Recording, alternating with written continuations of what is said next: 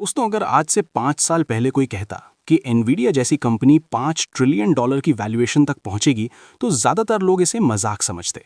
लेकिन आज हम एक ऐसे सिस्टम को देख रहे हैं जहां $1 ट्रिलियन वैल्यूएशंस अब फिक्शनल नहीं रहीं। जब हम 2026 की तरफ देखते हैं, तो सवाल सिर्फ ये नहीं है कि गोल्ड खरीदें या म्यूचुअल फंड।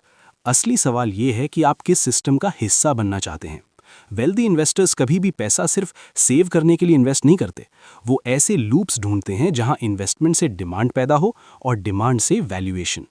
आज के वीडियो में हम ट्रेडिशनल इन्वेस्टमेंट्स, गोल्ड, एफडी और म्यूचुअल फंड्स को उस मनी मशीन के लेंस से देखेंगे जो $1 ट्रिलियन कंपनीज बिल्ड करती है। Welcome to a deep dive into your financial future. ज्यादातर लोग बिजनेस और इन्वेस्टमेंट को एक स्ट्रेट लाइन की तरह देखते हैं। आप बैंक को पैसा देते हैं, फिक्स डिपॉजिट, बैंक आपको एक फिक्स्ड इंटरेस्ट देता है और कहानी वहीं खत्म हो जाती है। ये छोटे मार्केट्स और पुरानी सोच का तरीका है। 2026 में फिक्स डिपॉजिट्स यानी एफडीज एक सेफ्टी नेट तो हो सकते हैं, लेकिन वो द वेल्थ लूप का हिस्सा नहीं है। सोर्स के मुताबिक वेल्थ तब बनती है जब पैसा एक ही वक्त में दो जगह काम करे। एफडी में आपका पैसा सो रहा है, जबकि $1 ट्रिलियन सिस्टम में हर डॉलर नए अपॉर्चुनिटीज अनलॉक करता है। अगर आप 2026 में सिर्फ एफडी पर डिपेंड करते हैं, तो आप उस कैपिटल को मिस कर रहे हैं जो चीपर होता जा रहा है और बड़े प्लेयर्स के लिए एक्सपेंशन का रास्ता खोल रहा है। अब बात करते हैं गोल्ड की।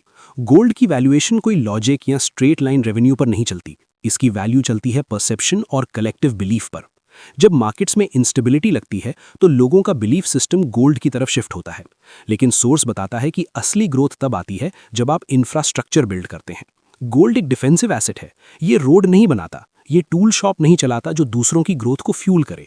2026 में गोल्ड आपकी वेल्थ को प्रोटेक्ट जरूर करेगा, लेकिन क्या ये उस सिंक्रोनाइज्ड ग्रोथ का हिस्सा बन पाएगा जो हम टेक और एआई इकोसिस्टम्स में देख रहे हैं? शायद नहीं। म्यूचुअल फंड्स, खासकर इक्विटी फंड्स, आपको उस लूप में एंट्री देते हैं जहां एनवीडिया जैसी कंपनीज ऑपरेट करती हैं। इमेजिन ए टूल शॉप जो सिर्फ टूल्स नहीं बेचती, बल्कि बिल्डर्स को पैसा भी देती है ताकि वो और घर बनाएं और फिर वही बिल्डर्स उस शॉप से और टूल्स खरीदें। जब आप सही म्यूचुअल फंड्स चुनते हैं, तो आप उन कंपनीज के पार्टनर बनते हैं जो सिर्फ मार्केट में पार्टिसिपेट नहीं कर रही, बल्कि मार्केट को शेप कर रही हैं। ये कंपनीज अपने सप्लायर्स और कस्टमर्स को एक्सपैंड करने में मदद करती हैं, जिससे उनका रेवेन्यू और वैल्यूएशन दोनों एक्सेलरेट होते हैं।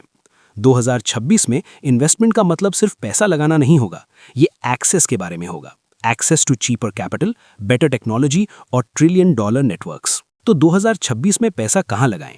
एफडी उनके लिए है जो लूप के बाहर रहकर सिर्फ सेफ्टी चाहते हैं। गोल्ड एक हेज है, एक कलेक्टिव बिलीफ जो मुश्किल वक्त में काम आता है।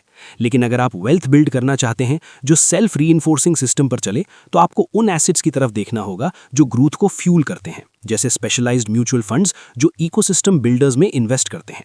याद रखिए, पुराने जमाने में wealthy investors circles of trust में काम करते थे।